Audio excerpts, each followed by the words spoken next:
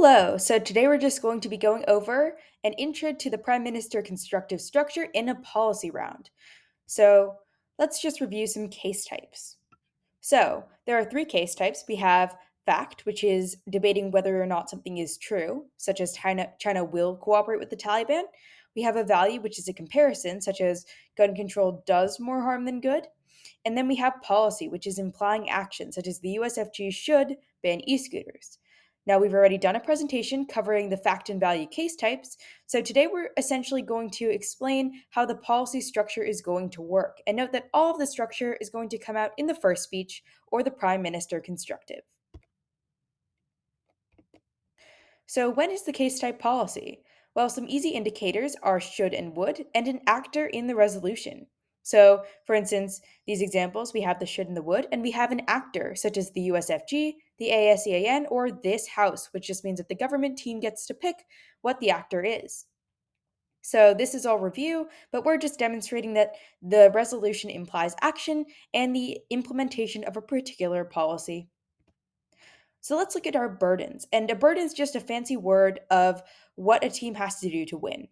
So we have the gov and the op, which actually have different burdens in a policy round. So the government team's burden is to prove that there is a problem in the status quo and to present a plan that solves for the problem.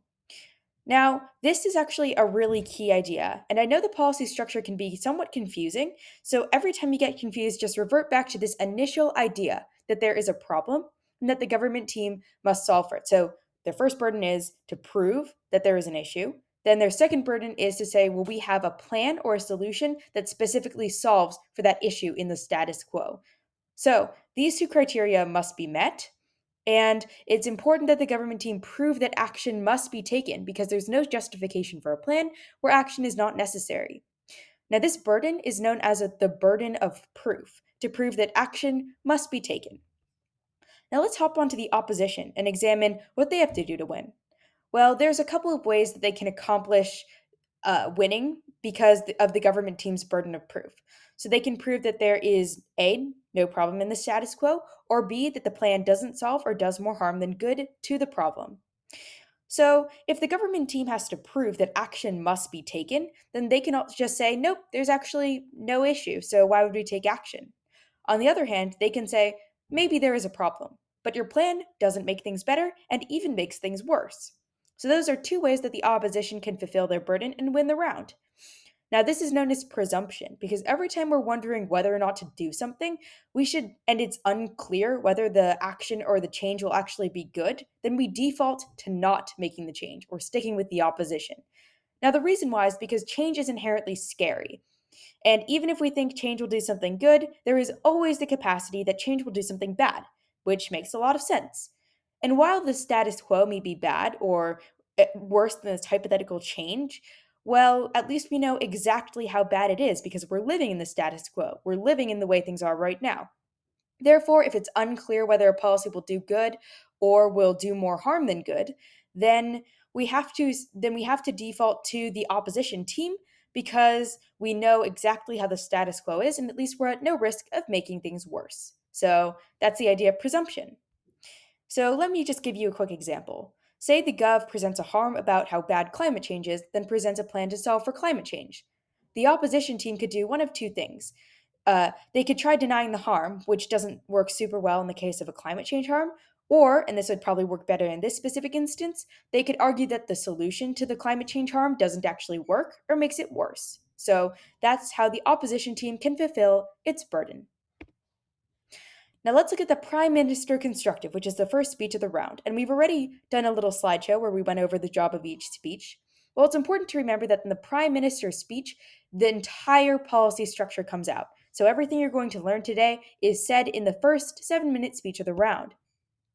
Just for a quick reminder, here are the 6 parley speeches. We have the 7-8-8-8-4-5 construction, and the PMC is just this first speech, the Prime Minister Constructive. So again, the entire structure should appear here. Now let's get a summary of the Prime Minister Constructive. Its job is to set up the round and advocate for action by presenting a problem, a plan to solve the problem, and unique advantages to the plan. So notice right here are the 2 first parts of the government team, the two parts of the government team's burden. We have proving that there's a problem and proving that the plan works and solves this problem. So here is the entire structure of a prime minister constructive. Now, while this may look intimidating, let's just break it down a little bit. So, here, the significance, this claim data impact, just means the harm. This is where we're pointing out the problem or the issue in the status quo. And then we have our plan, which is just our solution to the problem in the status quo that we just brought up. So, this is just the essence of what a policy structure is. Everyone does policy slightly differently, so anytime you hear your opponent speak, just remember that those are the bare minimums required of a policy case: this problem and this plan to solve the problem. So let's just start with thank yous. Very easy. You're just going to thank your partner, your opponent, and the judge. So something like, I'd like to thank the judges for taking time out of their busy day to watch this parliamentary debate round. I'd like to thank my opponents for making this round so much more educational and providing a case to attack. And I'd like to thank my partner for being the peanut butter to my jelly, or something cute like that. Then you're just going to quickly state the resolution. The resolution I've been given to debate today is the ASEAN's non-interventionist policy should be revoked. Something like that. Just state the resolution. Then you're going to be jumping into the top of case, which differs slightly from fact and value top of cases. So let's take a look. The top of case's job is just to set the framework for the entire round. Same as the fact value case types, the policy case type is just going to be clarifying things like definitions and what the judge is going to weigh the round off. So let's look at the top of case. We have definitions, same thing as the fact and value rounds, the case type, which is going to be policy, obviously, since this is a policy structure, then the weighing mechanism, voting criteria. So these are new. In a factor on the weighing mechanism, it's always preponderance of evidence based on quality and quantity, but in a policy round, you actually have a couple options. So in this case, the weighing mechanism is just what the judge is going to weigh the round off. So whoever can prove that they adhere most to the weighing mechanism should win the round. It's almost like a value, but it's a little bit different in that not everything can be a weighing mechanism. In fact, there are three main options for a weighing mechanism, which is utilitarianism, equity, and pragmatism. So utilitarianism is just the greatest good for the greatest amount of people. So with this policy that you're implementing, you're concerned about creating the max amount of good for the max amount of people.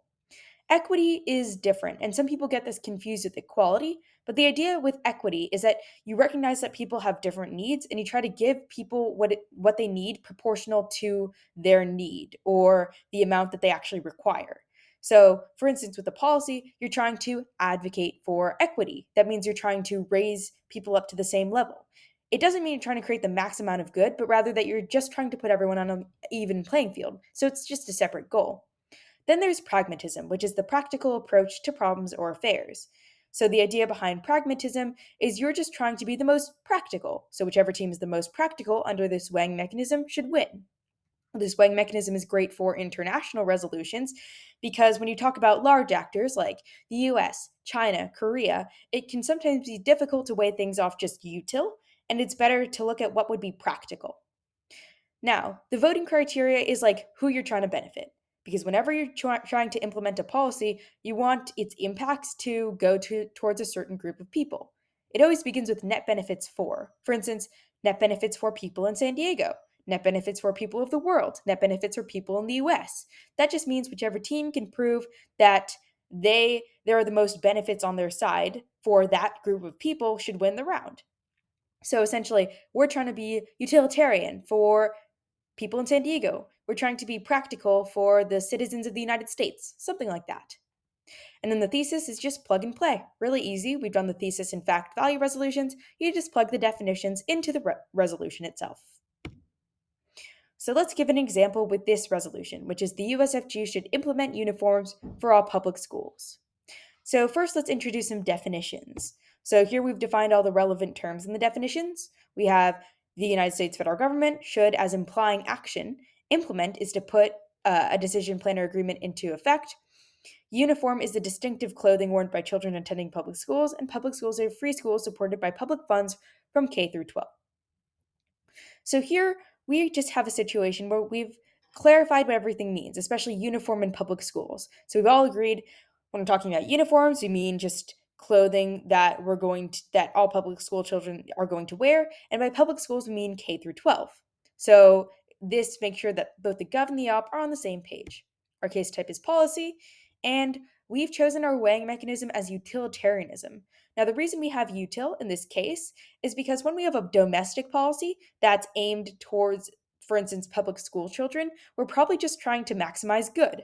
So here we're just saying we want to make sure that the most amount of benefits for the most amount of people come out of this policy. So here we're trying to benefit public school students in the US. So whoever can prove that they benefit public school students, either the status quo or a world with this plan, will win the round today. And then with our thesis, we've just plugged in all our definitions into the resolution. So now let's take a look at significance. And now, when you think of the word just significance, what does that really mean to you? Well, the idea of significance is like, why should we care? Why is it important? Why is it significant? And that's all the significance really means. It's the problem that we're identifying in the status quo. So, if you'll remember, this is the first part of the government team's burden. They have to prove that there is an issue, it is unavoidable, and it requires action. So here's the structure of a harm. And whenever you bring up like one of these arguments, it's just called a harm. So here we have a claim and a data and an impact. So it's the same as Tolman's model, except instead of a warrant, we have an impact.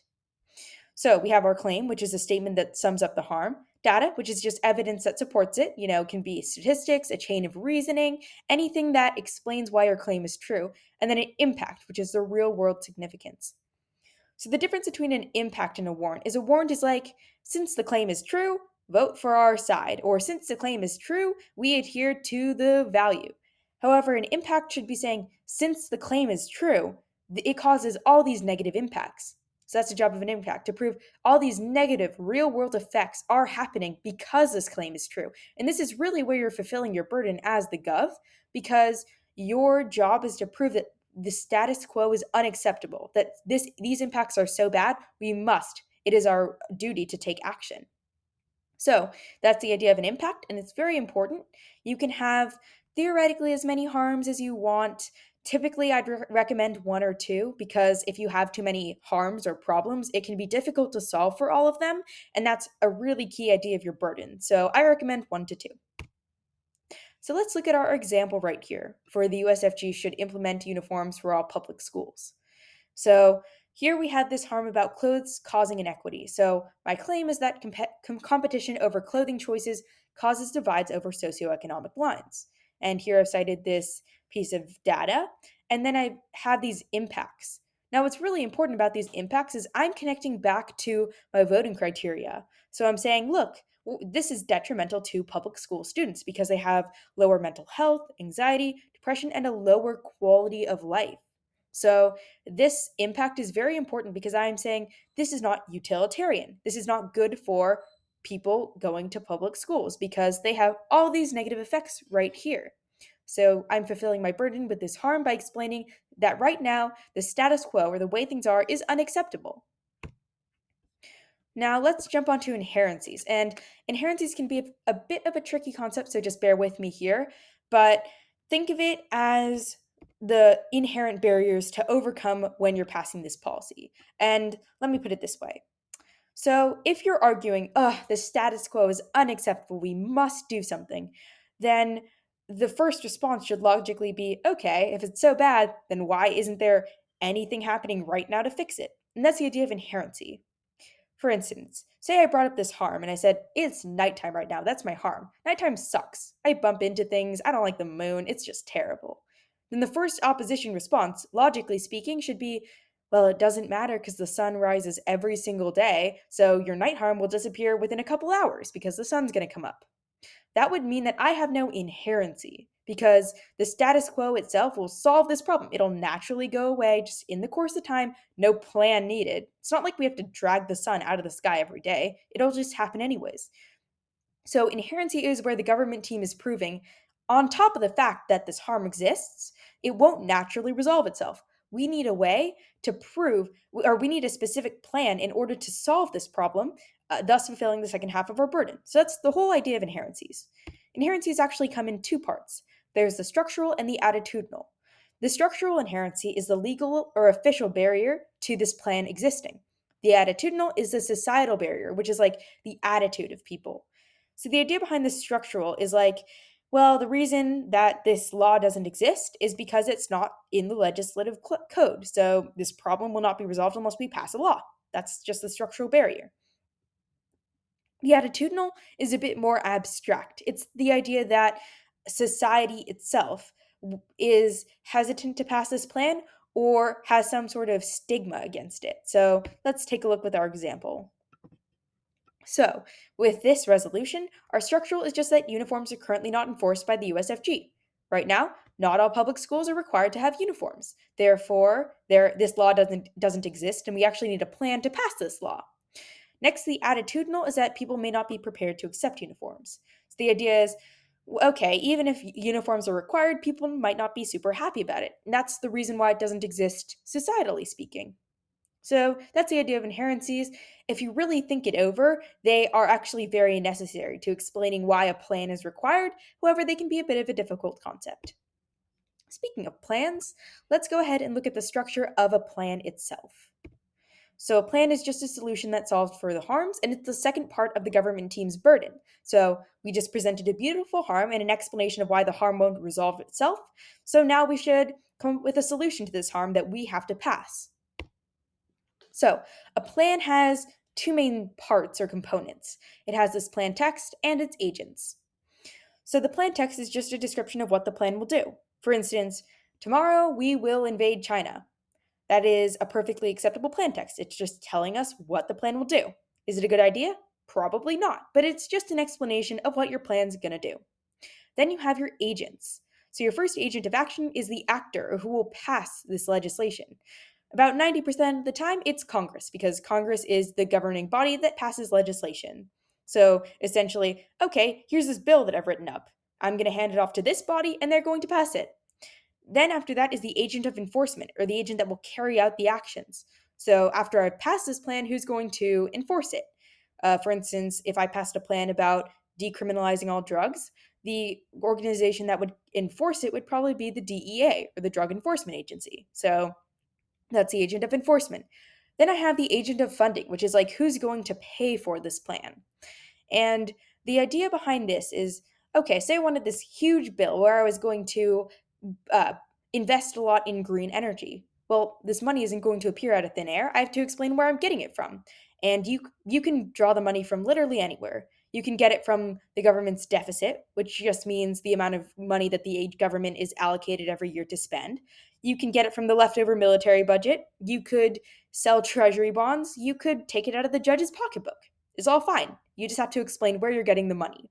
Now, if a plan doesn't require money, for instance, if you're legalizing a drug that probably wouldn't require any money, then you just say natural means or just natural means. So that just means we don't have to pay for it because it doesn't actually require a section that needs funding. So this plan, agent of funding is natural means.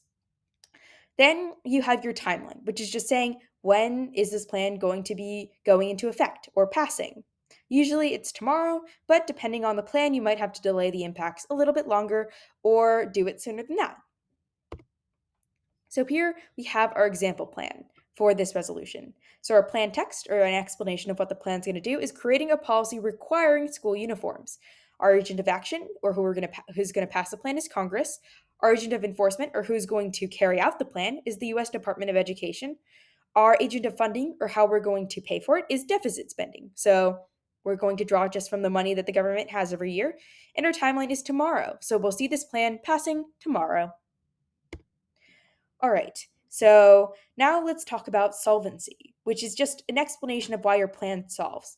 Now, a lot of teams forget solvency, but this is actually super important because, again, for the government team to meet its burden has to do two things prove that there's a problem and prove that their plan solves for the problem.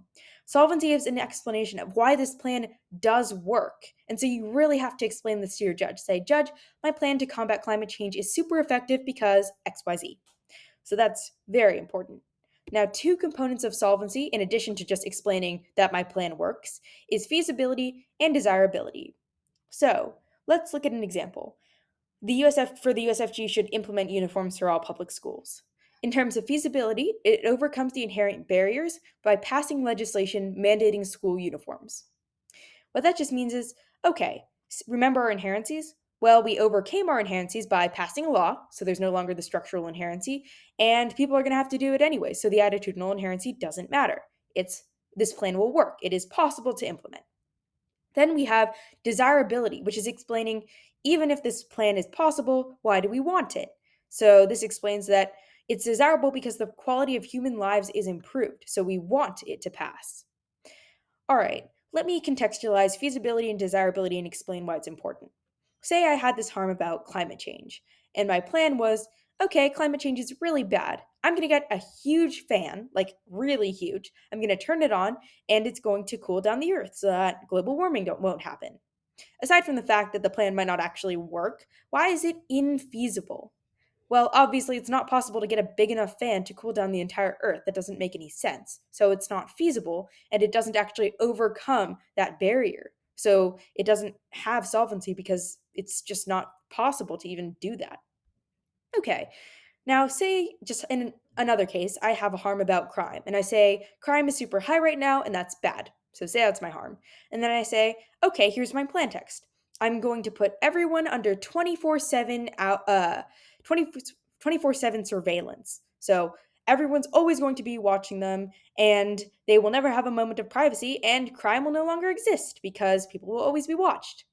Just hypothetically, imagining that that were even possible, that's not desirable. Even though it may solve the harm, so I may have fixed the problem, it's so bad because it creates so many other problems, such as privacy violation, that we don't even want it. It's undesirable. And so there's no even point in passing the plan if it's going to create so many new issues and that like even overcome the initial issue in the first place.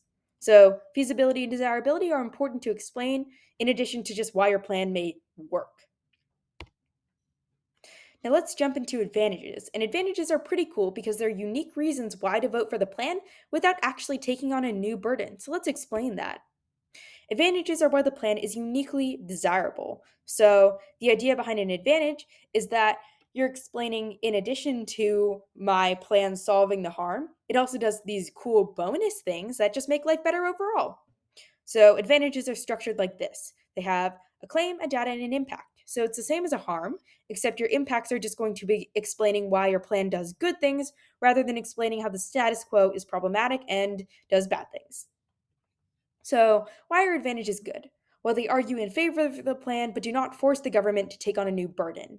So, that just means that if you have a harm, you have the burden for solving that harm. And if the opposition team takes away that like harm and somehow attacks it, then you're in trouble because you have no justification for your plan. It's a problem. However, if they take away an advantage, you're still fine. You're still meeting your burden. You still have a harm. You still solve for the harm with your plan. But advantages are just kind of cool because they're extra reasons why your plan is good. So they don't force you to take on a new burden. Next, there are arguments that demonstrate why the plan is uniquely beneficial or better than other plans. And that's kind of an idea that comes up around counter plans. So that's a little bit different. So, right now, the main thing to remember is that there are unique reasons to vote for the plan without actually taking on a new burden. I personally recommend about 2 to 3 advantages. So 2 to 3 is kind of the magic number because one is just kind of too few, and more than three, like 4 or 5, makes you run out of time and they tend to be weaker. So 2 to 3 is a great number of advantages. So let's just think of a hypothetical example advantage. Say I was talking about how I was going to subsidize green energy vehicle owners, and my harm was about climate change. Well, then my advantage would be, look, it stimulates the economy because more people have money to spend, they can put it into the economy, more exchange of goods, and everyone is benefited by a good economy. So that's an advantage.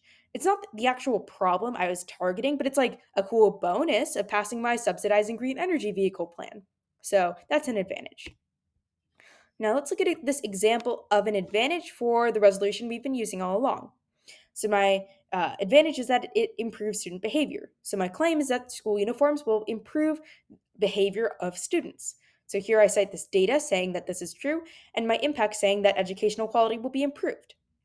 Now, the key thing to remember about this advantage is I'm not saying that, oh, this is a problem. Student behavior, it's just terrible. I'm saying In addition to solving our initial issue of inequality, we also have this cool bonus thing that this bonus advantage that demonstrates that we're improving the quality of education, we're improving student behavior. So here's another reason to vote for our plan, even though it's not even an issue that we're seeing in the status quo. So these advantages are great because they're just another reason to vote for your plan. Now, let's talk about voters real quick. They're super fast. So, voters are just saying that the government has met their burden of proof. And you're probably going to say something like this: Judge, clearly I've presented a strong harm and an excellent plan to solve for that harm. So, we have met our burden of proof today because we have this harm, this plan, and these unique advantages that prove that our plan is great. So, vote Gov. That's just all voters are. So, just one final look. Here's the entire structure. And anytime you're like, oh, I have no idea what I'm doing, just think. We have this harm, this problem in the status quo, and then this plan to solve the problem. So that's just the essence of a policy structure, and all of this should appear in the first speech, the Prime Minister Constructive, or the 7-minute speech at the beginning. So, thank you so much for listening, and I hope you learned something about the first speech in a policy round.